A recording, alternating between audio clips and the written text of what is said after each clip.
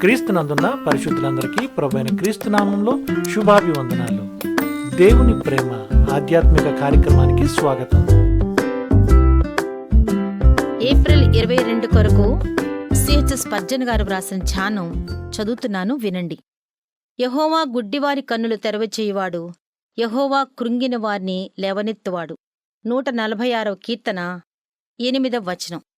నేను కృంగిపోయిన స్థితిలో ఉంటే ప్రభువు సన్నిధిలో ఈ కృపా వాగ్దానాన్ని ఆశిస్తాను. కృంగిపోయిన వారిని లేవనెత్తడమే ఆయన మార్గం, ఆయన సాంప్రదాయం, ఆయన వాగ్దానం, ఆయన ఆనందం.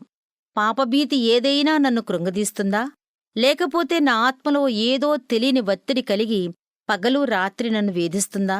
ఇలాంటి పరిస్థితిలో యేసు కార్యం జరగాలి.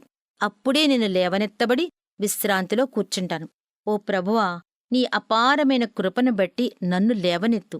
నీ ఆప్తులెవరైనా చనిపోయారా? పరిస్థితులను బట్టి నువ్వు కుప్పకూలిపోయావా? అలాంటి పరిస్థితులలో ఆదరణకర్త నిన్ను ఆదరించటానికి పూనుకుంటాడు. పరిశుద్ధ త్రిత్వంలో ఒకరు ఆదరణకర్త కావటం మనకెంత మంచిదయ్యింది. ఆ పనిని ఆయన ఎంతో చక్కగా చేస్తాడు. ఎందుకంటే ఆదరించటమే ఆ మహిమాన్వితుని ప్రత్యేకమైన పని. కొంతమంది ఎంతగా కృంగిపోతారంటే యేసు తప్ప వారి దీర్ఘకాలిక రోగాల నుండి ఎవ్వరూ విడిపించలేరు. ఆయన తప్పక వారిని విడిపించగలడు. వారికి విడుదల కలుగజేసే తీరుతాడు కూడా. ఆయన వారిని లేవనెత్తి ఆరోగ్యాన్ని, ఆశను, ఆనందాన్ని వారిలో మళ్లీ నింపుతాడు. ఇలా ఆయన మనందరి జీవితాల్లో ఎన్నోసార్లు చేశాడు కదా. అదే రక్షకుడు అవే కనికరయుత కార్యాలను మళ్లీ ఇప్పుడు కూడా చేశాడు. ఈరోజు కృంగిపోయిన స్థితిలో ఉండి వేదనాభరితులమైన మనం త్వరలోనే ఉన్నత స్థానంలోకి లేవనెత్తబడతాం.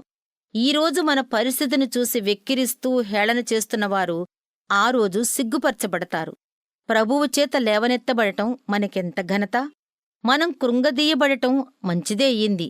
ఎందుకంటే ఇప్పుడు మనం ఆయన లేవనెత్తే శక్తిని అనుభవిస్తాం. దేవుని ప్రేమ ఆధ్యాత్మిక కార్యక్రమాన్ని చివరి వరకు వీక్షించిన శ్రోతలందరికీ మా హృదయపూర్వక వందనాలు.